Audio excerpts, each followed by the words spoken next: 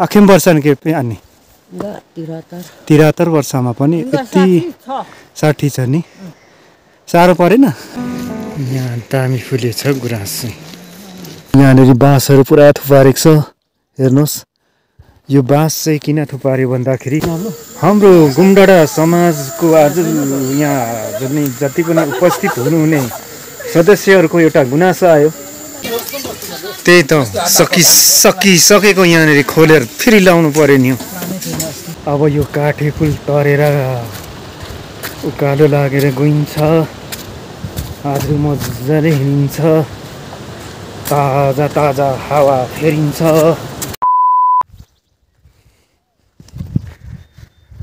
Hello साथीहरू आज चाहिँ दुःखै घरमा काम सघाउनु गएको 11 तारिकको दिन सुधाइ छ हाम्रो उत्तरे गुम्बाडाँडा वार्ड निवासी स्वर्गीय शेरजहाङ लिम्बुज्यूको त्यही घरमा काम सघाउनु गएको किनभने हाम्रो समाजमै उहाँहरू पनि पर्नुहुन्छ र चाहिँ आज चाहिँ डेरा बनाउनु पर्नेछ त्यहाँ जाँदै गरेको तपाईहरु पनि त्यस दिन 11 तारिकको दिन आउनुहोस् र त्यो दिन भेटौं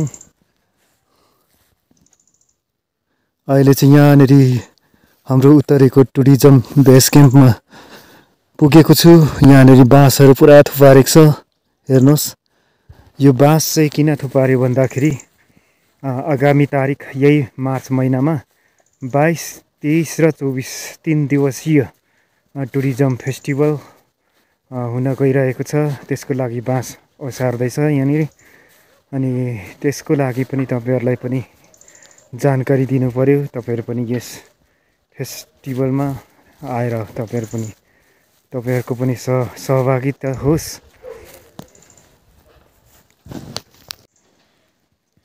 स्वर्गीय शेरजहाङ लिम्बुज्यूको घर चाहिँ यही नै हो यहाँनेर यो टुरिज्म बेस्ड क्याम्पकै नजिक आसपासमै पर्छ यहाँ तल उत्तरे बजारदेखि केही माथि यहाँनेरि नि हो यो हरियो पालहरू एग्रोनेटहरू टाँगेको छ यसमा नै हो तपाईहरु ठ्याक्कै 11 तारिक चाहिँ यही घरमा आउनुहोस् तपाईहरु अस्ति चाहिँ किन पो यता दाइलो राखेन यो डाइरेक्ट भएर प्लान थिएन नि त्यस्तो त्यही त सकिसकेको यहाँनिर खोलेर फेरि लाउनु पर्यो नि सकेको काम फेरि यहाँ निस्क्यो बुद्धि चाहिँ पुर्याउनै पर्ने रहेछ है साथी हो सुब्बै मात्रै बेसी पर्छ यो सुब्बाको ढिलो बुद्धि है सुब्बाको ढिलो बुद्धि 12 बजी मात्रै हो 12 बजी 28 तारिक काम थालेको यो त सिनियरलाई दोष जान्छ यो चाहिँ टोपी लाउनेलाई सिनियरलाई तर बनाउने बेलामा थिएन नि बुढो अस्ति थिएन थियो उहाँ थिएन नि त पर स्टोरमा थियो स्टोरको जिम्मा थियो नि अन्त इन्जिनियर चाहिँ स्टोरमा लुक्दा हुन्छ यहाँबाट निस्केर गएर चाहिँ यहाँ तल यहाँ गएर चाहिँ यहाँनेर चाहिँ डाइनिङ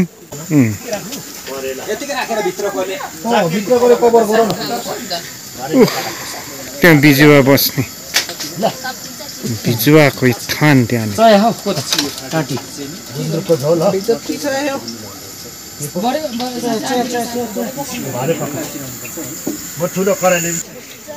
यहाँ चाहिँ किचन यहाँबाट पकाएर ल्याएर चाहिँ यता दिने ओइ मोटे हात्ती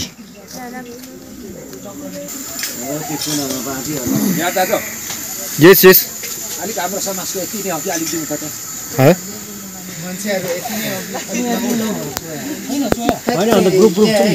ल हाम्रो गुमडाँडा समाजको आज यहाँ जति पनि उपस्थित हुनुहुने सदस्यहरूको एउटा गुनासो आयो 70 घर धुरी भएको समाजमा चाहिँ आज 30% पनि नभएको अनि तपाईहरुले अलिकति यहाँ पनि ध्यान दिने बेला हो।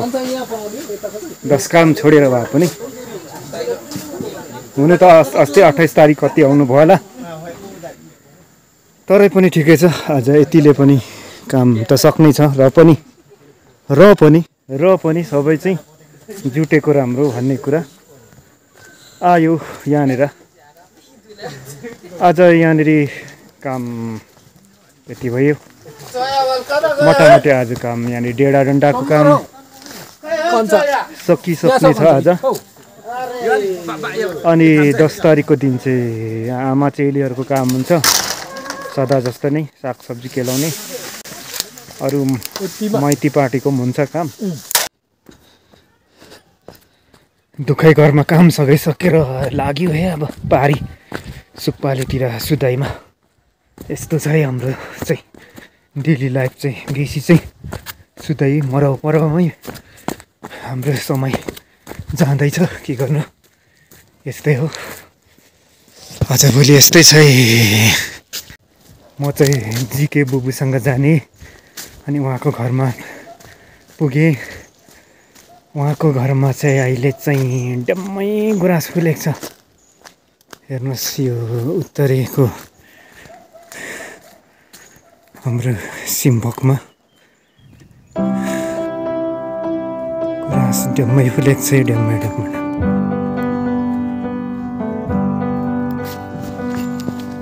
सधैँभन्दा यसपालि गुराँस अगुवा फुलेर पनि झरिसकेछ।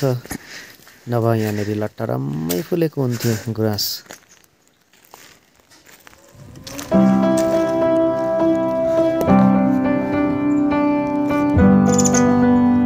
चराहरू खेल्दैछ, चराहरू यहाँ।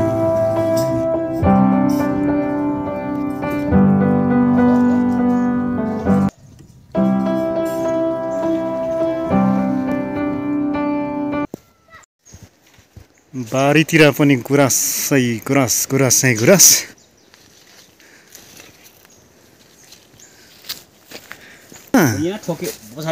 यत्रो बिरुवामा भनी रुख चढाइ जिरो। रुख चढाइ त जिरो छ क्या। यहाँ चाहिँ घाँटी चाहिँ यसो अड्केको यहाँ यसमा नबुत्रा ठोकेन। यो के को रुख हो? यो रुख के को पो? टुर्नी। दिन पनि डम्मै छ हौ। भने मात्रै फागुन पुस माघ जस्तो दिन छ। अहिले चाहिँ हामी टारबारीमा पुगेको छौँ। हामी जानुपर्ने आजको सुक्पाले दुखाइ घर चाहिँ यो खोला तरेर यहाँदेखि माथि यो बादल भएको त्यहाँ हिँडेर जानुपर्छ।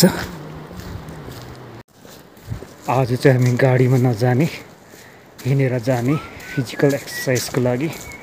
अनि यो ढुम्म जाडो धपाउनुको लागि पनि हामी एकदम हिँडेर पसिना बगाएर जाने।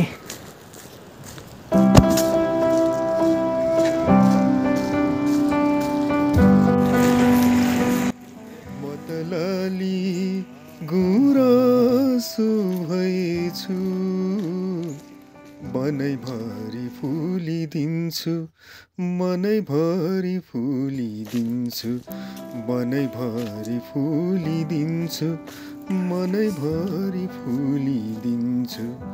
मतलाली गुराँसो भएछु।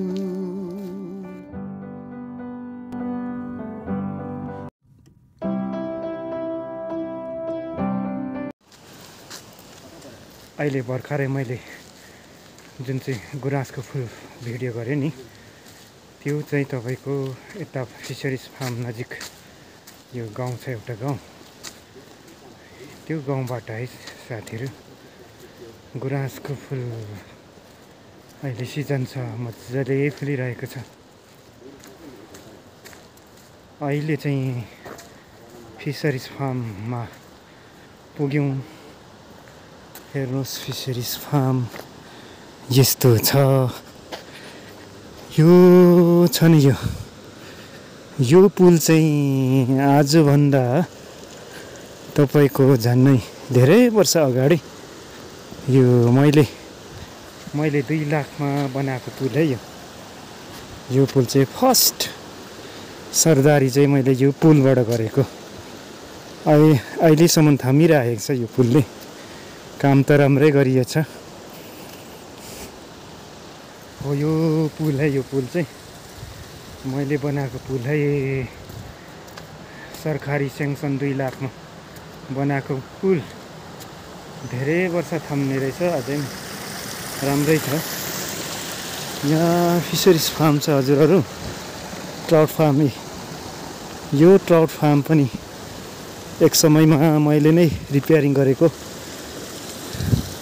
त्यति बेलाको समयमा चाहिँ तपाईँको मेरो 17 लाखमा चाहिँ यति धेरै काम गरियो। यो जम्मै ट्याङ्कीहरू 17 लाखमै बनाएको। यो फेन्सिङहरू, यो भित्रको हेच्चिरी त्यति बेलाको समयमा चाहिँ 17 लाखमा बनाएको काम चाहिँ दुःख सुख थियो, तर त्यसको नाफा चाहिँ भएन। तर काम चाहिँ यति धेरै भए। अहिले हो भने 17 लाखमा चाहिँ 3 कोठे घर मात्रै बनिन्छ। यहाँ बगर छ। यो बगर चाहिँ तपाईँहरूलाई थाहा छ, सानो बगर, सानो खोला चाहिँ आजभन्दा 3 वर्ष अगाडि बाढी आएर यस्तो रूप बनाइदियो नि हो बगरको, त उजाड बनाइदियो।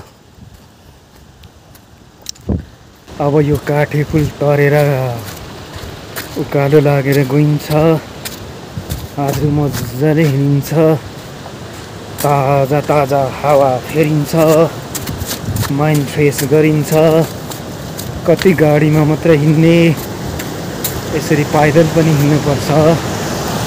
यहाँनिर काठे पुल छ, हेर्नुहोस् कति मजा आउँछ है काठे पुलमा हिँड्नु। यहाँ त ल फिसरिज फार्मको घाट हो।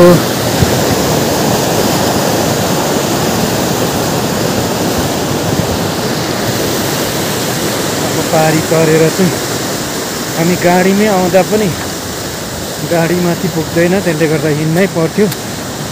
तर घरैदेखि आजै हिँड्ने इच्छा राखियो र चाहिँ हिँड्दै जाँदैछौँ।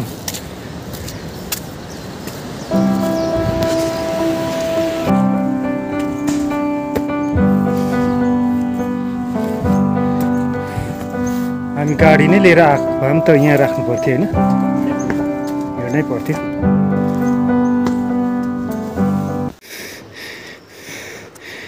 रोडदेखि यहाँसम्म आइपुग्यो। यहाँ चौतारादेखि चाहिँ आधी हुन्छ होला हाम्रो।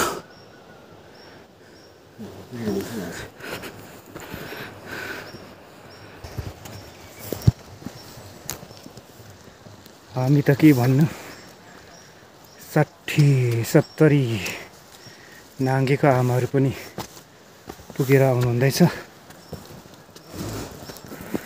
यहाँनिर सेवारो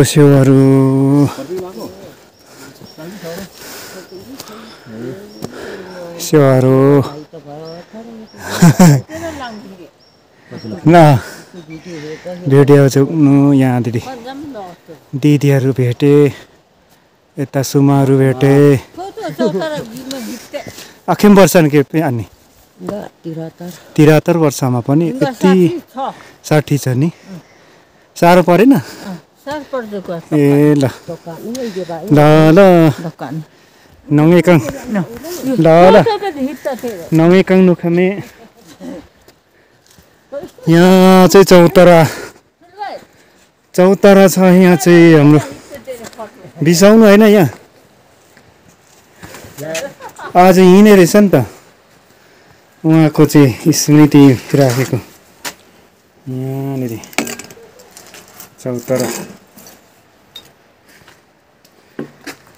चौतारा चाहिँ जरुरी नै छ यहाँ चाहिँ, किनभने उकालो ओह्रालो हिँड्ने, भारी बिसाउने जग्गा हो यो, जरुरी छ। रोड पुग्दैन उहाँहरूको घरमा,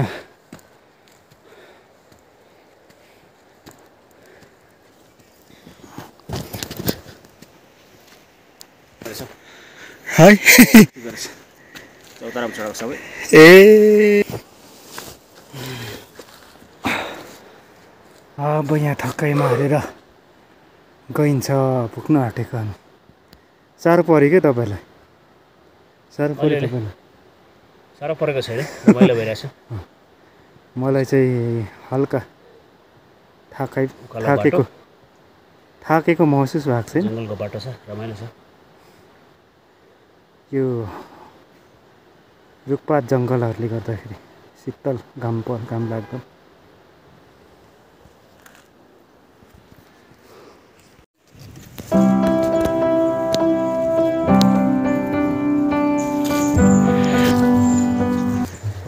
अब चाहिँ नगराको आवाज सुन्न थालियो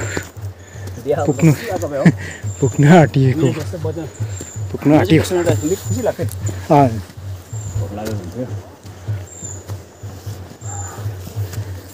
यहाँ हुँदै पनि गुराँस राखेछ हौ तर झरिसक्दै रहेछ माथि